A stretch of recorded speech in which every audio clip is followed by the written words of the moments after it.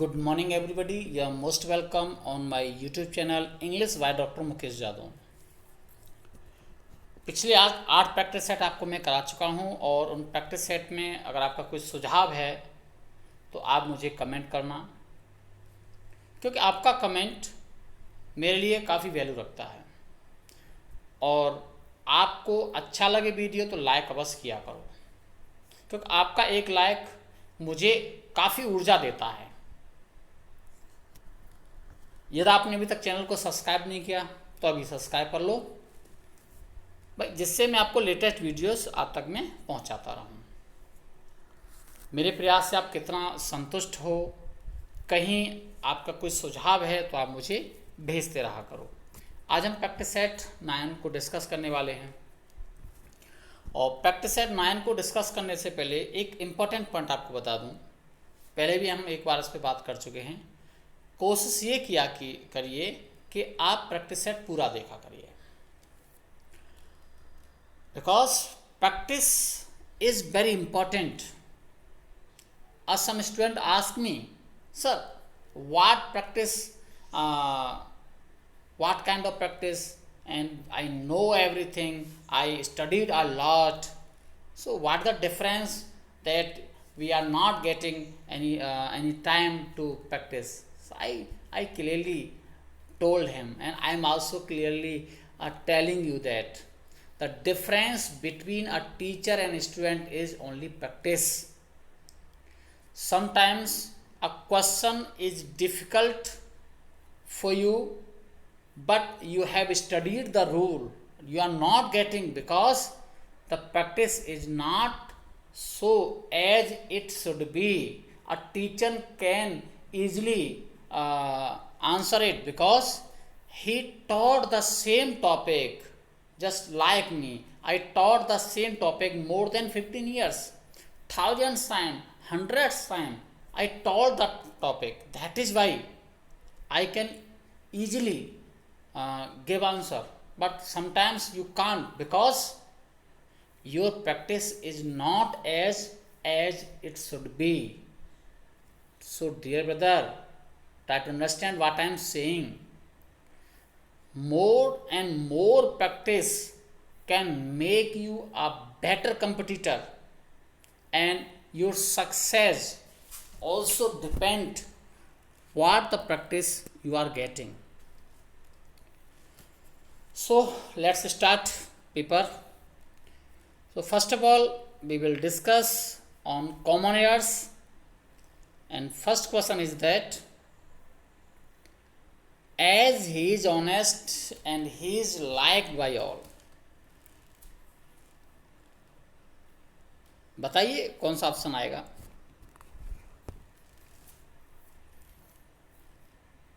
Yes, practice set 9 का question number 1 का जो पहला ऑप्शन आपका जो चूज करेंगे आपका बी आएगा। क्यों आएगा? आपको कंजक्शन में एक रूल कराया था मैंने, यदि एज और सिंस यानी कंजक्शन ऑफ रीजन वाक्य के आरंभ में आएंगे तो दोनों वाक्यों को कॉमा से जोड़ा जाएगा, न कि सो देयरफॉर हैंस एंड आदि से। कनेक्टर आएगा वो केवल कॉमा आएगा, यहाँ एंड नहीं आएगा।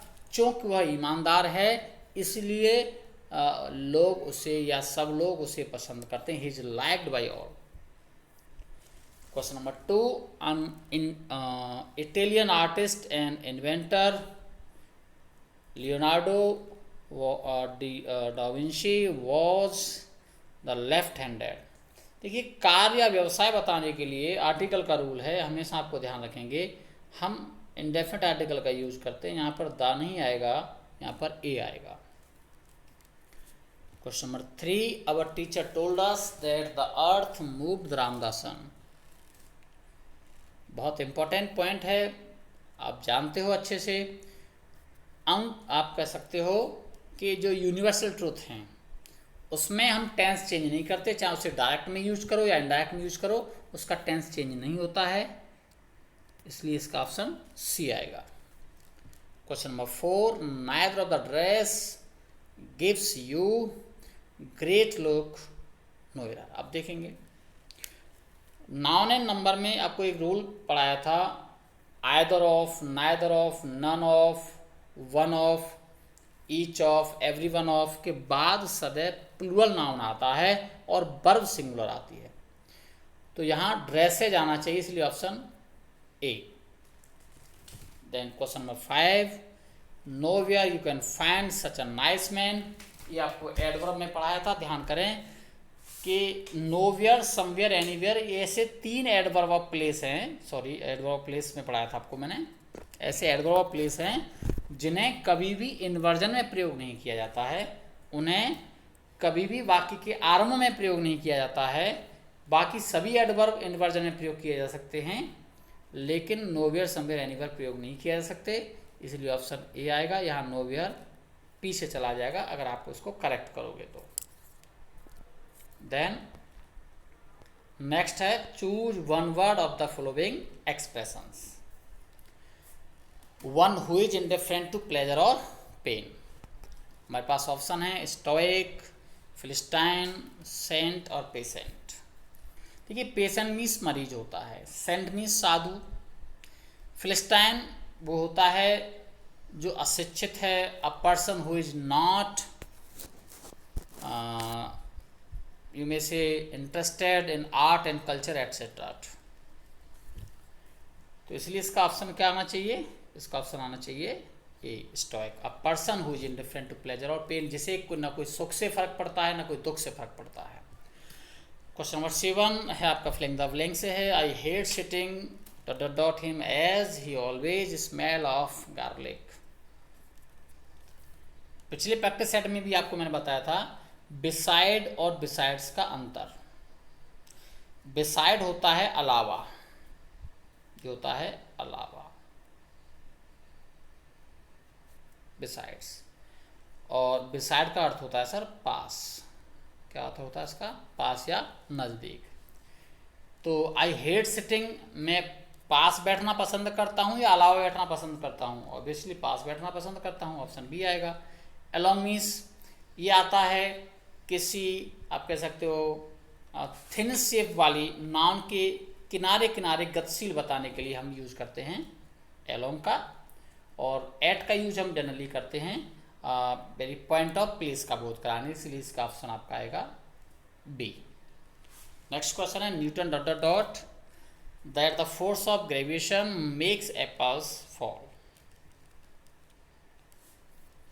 अब इसमें टाइम एंड टेंस का रूल है, बहुत इंपॉर्टेंट, और आपको मैंने बताया था 2 वर्ब हैं इन्वेंट और डिस्कवर, जो केवल पास्ट इंडेफिनिट टेंस में प्रयोग होती हैं। पास्ट इंडेफिनिट के अतिरिक्त हम इसे किसी टेंस में प्रयोग नहीं करते हैं, इसलिए इसका ऑप्शन आएगा C. Now question number 9, C parted dot dot dot me for ever. देखिए, पार्ट के बाद 2 प्रपोजिशन आते हैं, पार्ट के बाद 2 प्रपोजिशन आते हैं। एक आता है विद और एक आता है फ्रॉम। ओके, तो जो विद आता है वो आता है वस्तुओं के लिए, किसके लिए? वस्तुओं के लिए, और फ्रॉम आता है व्यक्तियों के लिए, पर्सन। तो यहाँ क्या आना चाहिए? सी पार्टेड मी है, यानी आगे व्यक्ति है, तो इसका मतलब क्या आना चाहिए? फ्रॉम आना चाहिए। नेक्स्ट है क्वेश्चन नंबर 10, इसमें देखेंगे हम C dot dot dot wiser girl than any other. अब जनरली आप याद करें कि कंपैरेटिव डिग्री के साथ कोई भी आर्टिकल का प्रयोग नहीं करते हैं, कंपैरेटिव डिग्री के साथ कोई आर्टिकल का प्रयोग नहीं करते हैं। लेकिन अब जो इंपॉर्टेंट पॉइंट बताने जा रहा हूं, अगर देन से पहले कॉमन नाउन आ जाए, या देन से पहले कॉमन नाउन आ जाए, तो यहां इंडेफिनिट आर्टिकल का प्रयोग होता है सर। इसीलिए आपको कहता हूं मैं कि आई एम टेलिंग यू रोज and examples also, every question will be explain thoroughly, पूरी तरह से आपको एक्सप्लेन करके बताया जाएगा। अब क्वेश्चन नंबर 11 और 12 आपका है सुनाम बताने हैं। और डायवॉल्व का मतलब होता है सर उजागर करना, स्पष्ट करना। और हमारे पास ऑप्शन है रिवील मीन्स उजागर करना, डिस्ट्रॉय मीन्स नष्ट करना, डुप्लीकेट मीन्स प्रतिलिपि, और इरेज मीन्स मिटाना। तो इसका ऑप्शन आएगा रिवील। नेक्स्ट क्वेश्चन है सर फोर्ट। और फोर्ट का आपको सुनाम बताना है। फोर्ट मीन्स होता है सर शक्ति, शक्ति। प्रधान गुण भी कहते हैं इसे हम, प्रधान गुण।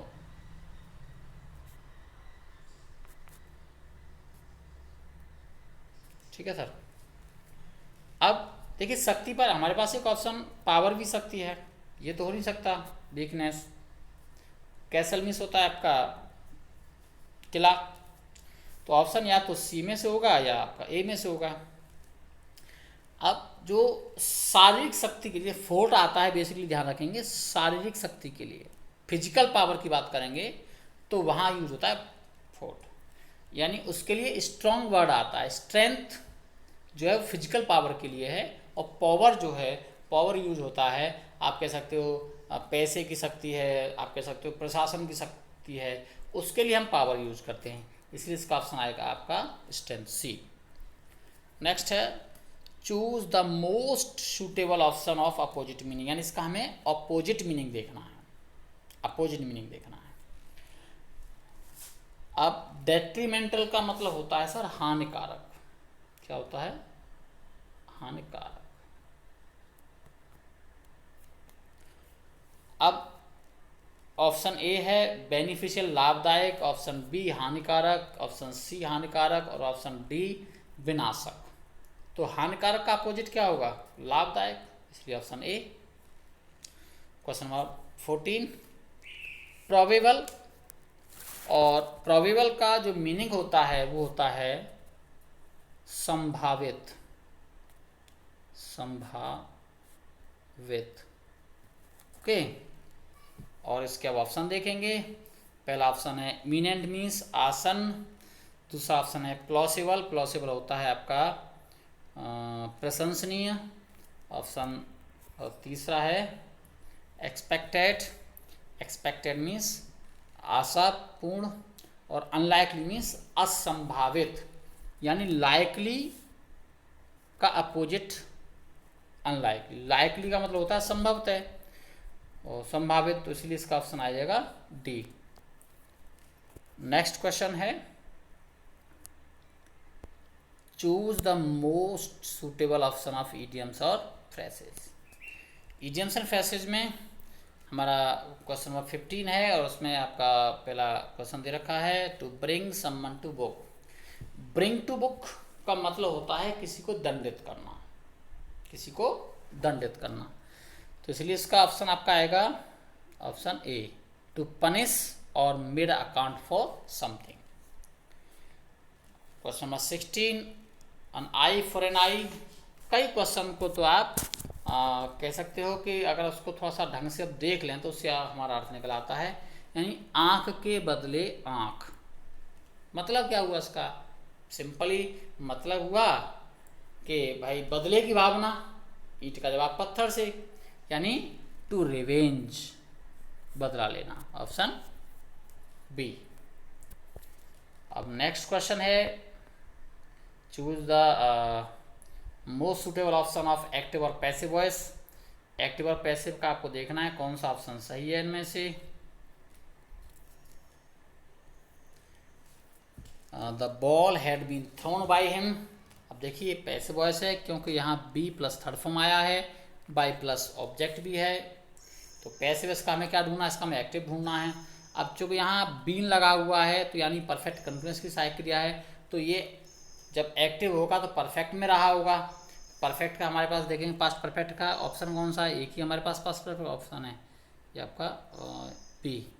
टाइपिंग मिस्टेक हो गई है क्योंकि ये पास्ट इंडेफिनिट का है, ये प्रेजेंट इंडेफिनिट का है, ये प्रेजेंट परफेक्ट का है, तो पास्ट परफेक्ट का एक ही ऑप्शन हमारे पास है। नेक्स्ट क्वेश्चन है हु डिड द होमवर्क। ये भी पैसिव वॉइस है, सॉरी एक्टिव वॉइस, इसका पैसिव ढूंढना है। अब हु का ऑब्जेक्ट हो जाता है बाय हुम।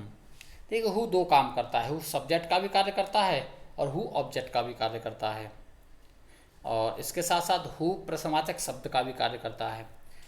अब जो हु प्रश्नवाचक शब्द भी है इसलिए इसकी जगह चेंज नहीं कर सकते। कर्ता को कर्म तो बना देंगे लेकिन हम इसकी जगह चेंज नहीं कर सकते, इसलिए हु का बाय हुम लिख देंगे। ठीक है, बाय हुम से शुरू होने वाला कौन सा है हमारे पास, ये भी नहीं है, इसलिए ये गलत हो गया, बाय हुम पीछे दे दिया इसमें। और यहाँ होमवर्क से स्टार्ट हो रहा है, ये भी गलत हो गया आपका। हुज होमवर्क, ये भी आपका हुज कर दिया इसलिए गलत हो गया।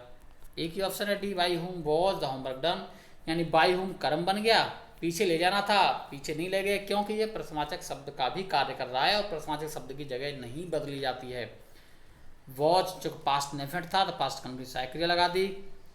होमवर्क यहाँ ऑब्जेक्ट था वो सब्जेक्ट बन गया। भाई सब्जेक्ट ऑब्जेक्ट का अंतर पता कैसे करोगे आप, देखिए वर्ब से पहले आने वाला सब्जेक्ट, वर्ब के बाद आने वाला ऑब्जेक्ट। अब होमवर्क तो डन से पहले आ गया इसलिए उसका वो सब्जेक्ट हो गया। So dear brother, next question है क्वेश्चन नंबर 19। ये है आपका choose the most suitable option of direct और इनडायरेक्ट स्पीच। अब देखेंगे इसमें, thank you I said to the stranger. आपको ध्यान होगा, आपको मैंने बताया था, और ध्यान न रहा हो तो आप याद अब सुन लीजिए। यदि रिपोर्टेड स्पीच में थैंक्स या थैंक यू शब्द आते हैं तो उन्हें हटा दिया जाता है, और सेड या सेड टू आदि जो भी शब्द आते हैं उस जगह पर हम थैंक्ड प्लस ऑब्जेक्ट लिखते हैं, थैंक्ड प्लस ऑब्जेक्ट। तो इसलिए इसका ऑप्शन आएगा B, thank plus object. Question number 20 है the boy said alas I have lost the match. अब देखिए एलास आने पर exclaimed with sorrow, exclaimed with regretfully, exclaimed with sadness, यही आना चाहिए। तो हमारे पास ऑप्शन ए में नहीं है, ये भी गलत हो गया, ऑप्शन बी में भी exclaimed नहीं है, यानी सी और डी में से कोई ना कोई सही होगा। अब चूँकि ये प्रेजेंट परफेक्ट है, इसका पास्ट परफेक्ट होना चाहिए, तो पास्ट परफेक्ट ऑप्शन हमारे पास ये रहा, इसलिए हमारा ऑप्शन सी। नेक्स्ट है बंधुओं पैसेज, और उसको पढ़ लें एक बार। The peacock which happens to be our national bird is regarded a good omen, it is also considered to be vain because of its habit of draw attention to itself. Different religions see the peacock as a symbol in varied ways. In Christianity, it represents the all-seeing God and is often used as a symbol of immortality. The Chinese believed that a glance from the world could impregnate a woman.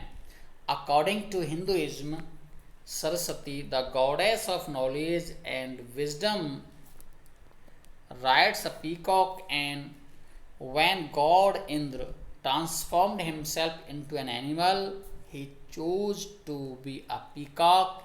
In Buddhism, the peacock symbolizes purity and their feathers are used for purification. तो peacock को लेकर के हमारा passage है। अब देखें उससे related क्या क्या क्वेश्चन हमें दिए गए हैं। तो क्वेश्चन नंबर 21 है, यानी पैसेज का पहला क्वेश्चन और टेस्ट का 21 क्वेश्चन। पहला है the peacock is said to vain bird because. Peacock को वेन वर्ड क्यों कहा जाता है, इसमें स्टार्टिंग में दे रखा है it attracts all focus to itself. Question number 22 है इमोर्टैलिटी रेफर्स टू। इमोर्टैलिटी का मतलब होता है अनस्वरता, अमरता जिसे आप कहते हो, न मरना। और न मरना के लिए शब्द हमारे पास है डेथलेसनेस। लॉन्गेविटी का मतलब होता है दीर्घायु, यानी लंबी उम्र। लंबी उम्र तो मतलब है कि एक न एक दिन तो मरना ही पड़ेगा, चाहे भाई 4 साल नहीं है तो 400 साल होगी, लेकिन मरना तो पड़ेगा। तो इसलिए इसका ऑप्शन ए होपफुलनेस, यानी आशापूर्ण ये हो नहीं सकता, ट्रैंक्विलिटी हो नहीं सकता। क्वेश्चन नंबर आपका है 23 the Chinese believe that the peacock could bless their women with. क्या है उनका, क्या है उनकी थ्योरी, क्या है उनका बिलीव? उनका बिलीव है कि एक पीकॉक का जो ग्लांस है वो बीमैन को इम्प्रेग्नेंट कर सकता है देन कंसेप्शन ऑफ बेबी, यानी बच्चे का गर्भाधारण। नेक्स्ट क्वेश्चन है, the Hindu goddess used a peacock as. माँ सरस्वती, हमारी जो सरस्वती माँ है हिंदू धर्म में, वो पीकॉक को कैसे यूज करती हैं? उनकी सवारी है पीकॉक, इसलिए ऑप्शन हमारा आना चाहिए मोड ऑफ ट्रांसपोर्ट। और क्वेश्चन नंबर 25 है, the Buddhist use the peacock feather in performing. आप किस काम में लेते हैं? बुद्धिस्ट लेते हैं आपको स्पिरिचुअल सेरेमनीज, सबसे लास्ट में दे रखा है। So dear friends, what do you think about my thoughts? You can comment me. If you are satisfied, then you should like, and I will come back with a new practice set. Till then, goodbye.